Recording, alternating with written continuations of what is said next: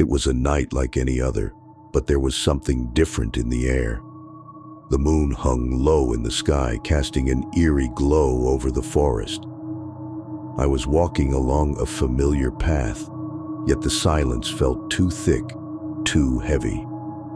I had heard stories about the old temple deep in the forest. They said it was a place where the spirits of the Theyyam would come to life.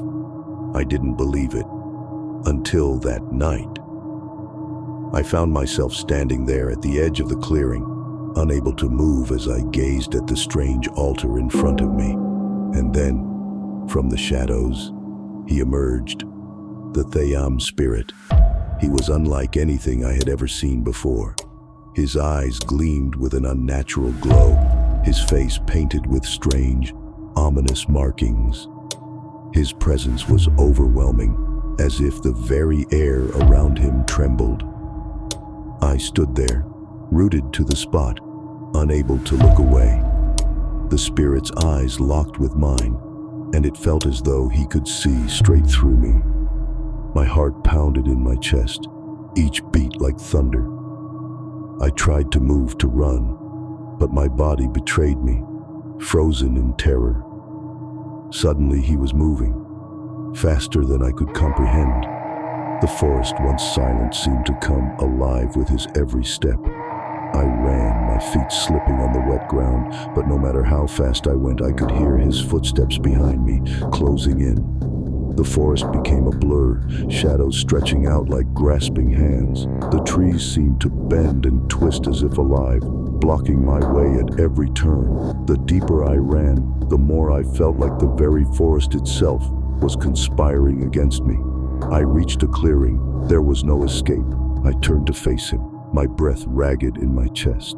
He stood before me, his presence suffocating.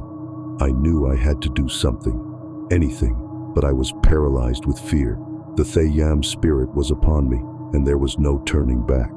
And then, just as quickly as he had appeared, the Theyyam spirit began to fade into the mist.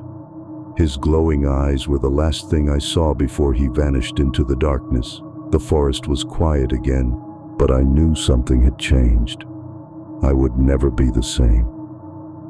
The morning sun rose, but the memory of that night lingered like a shadow.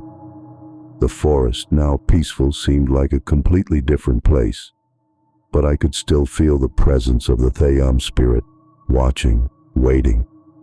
I don't know if it was a dream or reality, but I'll never forget the night I saw him. As I walked to the river's edge, I saw my reflection in the water, but something was wrong. There, in the reflection, I saw the Theyyam spirit once more. His eyes, glowing with that same unnatural light, stared back at me, and I knew deep down that the encounter was far from over.